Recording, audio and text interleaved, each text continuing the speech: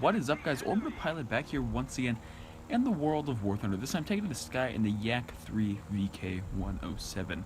Now, this is not going to be a premium review.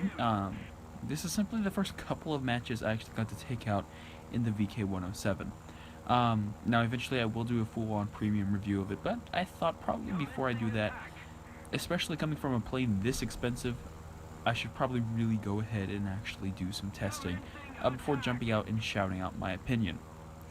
So let's get started. Now, first things first, this plane is an absolute monster in the climb. It competes with Spitfires, Griffins, it beats most Focke-Wulfs and 109s, and it doesn't seem to lose a lot of performance at altitude. So that is amazing. Well, I mean, depending on what side of the table you're on. If you're Russians, it's amazing. If you're literally anybody else, this plane can be an absolute nightmare. So C-Fire up high, around 6,000 meters, no problem. He takes it into a slow right-hand turn. I'm not sure why, but man, this plane has ridiculously accurate guns. Easily snipe his pilot out of the cockpit. Not a problem there. Now, so far you may be saying this plane is amazing, and, well, you're right. And keep in mind, this is the second match I've ever played, so I really wasn't super comfortable with the whole plane. So if now, for instance, I went back and was put into this exact same position, it would be a very, very different match. However, sadly enough, I did miss a lot of my shots, but more on that in a minute. So I spotted Lancaster a little bit out. I might as well go for him. And here's my number one problem with this plane. The inconsistency with the guns. Sometimes they will just absolutely shred enemies. And other times they won't. Now, you do have two 20mm, and this is air target ammunition. So, I mean, theoretically, it should be fairly stable. At first, I thought it was ping. It seems to, my ping is great. It doesn't seem to have to do anything with internet connection. It's just the guns themselves are inconsistent. So Lancaster pulls up. As you can see, the Spitfire disintegrated pretty much instantaneously, but the Lancaster is going to put up a much larger fight. Now, you do get 120 rounds of ammunition per gun, which sounds like a lot, although you will burn through it incredibly fast. So there we go. I mean, that's two engine blocks with holes in it. He's not going to go forever, but he's most definitely not going down. Now, turning around, luckily enough, it's not a B-17 or a Tu-4. Otherwise, this would be very, very different on how I approach the plane. But put the plane back in. I want to come at him. I want to come to him at least in a little bit of a perpendicular angle, because I mean, just sitting behind a bomber, not the greatest idea. Now, there we go. I really shred his plane right there. That is the elevator, and both the rudders completely off. Sadly enough, I'm not going to get the kill because Warthunder logic. But, you know, that's whatever. The plane would never land after what I did to him, but now I only have 134 rounds left, so I have to be really, really careful. Now, here's the thing about this plane, is in match, you can see there's Tempest Spitfires. I'm facing all props. Well, this was the second game. I did not know how much of a rarity that was. Sitting at 6.0, you will be facing jets pretty much constantly, pretty much every game. Now, don't get me wrong, against props, this plane is ridiculously amazing. As we can see, a Tempest swoops in, there's just nothing he can do. I climb better, I have a decent top speed, and I'm way more maneuverable. So, turn back in. Luckily enough, though, for him, he does have a far better dive speed. That is the only drawback in the frame of this plane. Of course, it's a Yak-3. I mean, so if you've ever flown one, just imagine a Yak-3, any of the Yak-3s, just with a ridiculously souped-up engine. They went and just Americanized this plane with just massive amounts of horsepower. So, basically, that's all they did. Now, P-47 up high.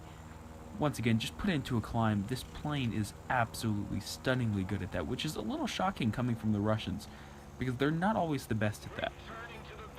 Now, instead of trying to climb up to that P-47, which could be very potentially suicide, I'm just going to stay a little bit low, keep altitude with the LA-9, and kind of chase down this Tempest.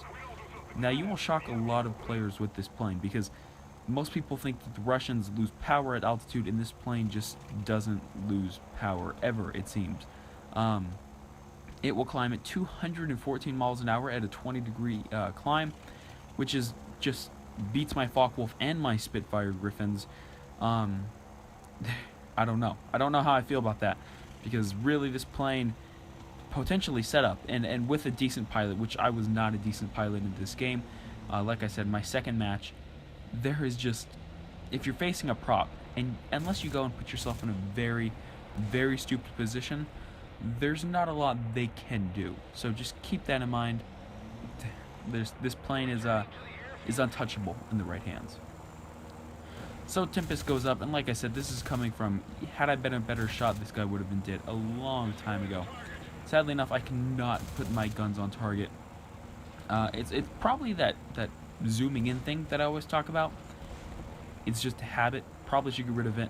But take it back up to the vertical. This is what I'm talking about. For instance, I believe I began this climb at around 250, 260.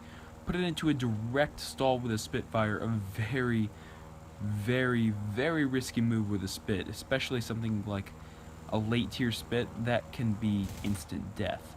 Put some shots down range, and like I said, this should have been an instant kill, but that's also what I'm talking about. For instance, the cannons right there, in my opinion, should have absolutely disintegrated his plane. Instead, to the little Mark 9, it barely, don't get me wrong, he's not going to go far, but he's also not out of the fight by any means. So, stall fighting with a Spitfire, most of the time, a very, very, very bad idea. However, this plane really seems to pull through. And once again, we're right back diving. Turn the engine to 58%, and we are still going too fast. It will rip at around 440, so keep that in mind. And this Tempest was just giving my friend hell. And this is one of the things, this guy should have been dead. My teammate should not have died right there. That should have been a confirmed kill. However, with 23 rounds left, and in a plane that I was not very comfortable with, there's just not a whole lot I'm willing to do. Now that I look back, there's a lot of things I could have done, of course, but, you know. Once again, there's that stupid Spitfire that you thought would have been out of the fight by now, but no, simply no. I'm not sure if he's using the upgraded octane fuel, but man, that thing, even with a just absolutely torn apart engine, seems to be doing just fine for itself. And the Tempest takes it back up. Now, right there, that could have been a kill had I pulled up a little bit sooner. Like I said, a lot of missed opportunities for sure. But turning back around, I'm kind of seeing that there's no way this fight's going to end well. We have a P-47. He has massive amounts of ammunition. Now, don't get me wrong, he's gone and put himself in a very, very bad position. And had I had the ammo, there's a definite possibility I could have had all three of these guys. The Spitfire is the only guy that can keep up with me in a turn, and he has a blown-out engine. So go for the last shots right there, and just sadly enough miss all of them. And now there's not a whole lot I can do. I have 4 players against me, but even still, with a very damaged engine on my part, you can see how well this plane is still just keeping up. Yeah, I know. It's a little sad because right there that would have been a confirmed kill too. Sadly enough, no ammunition makes it really, really difficult to kill people.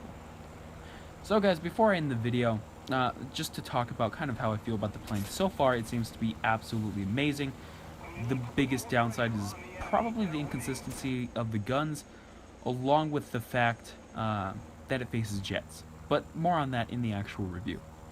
So, before I do finally leave off, I do want to show you the power of the guns in a head-on. F8F coming up.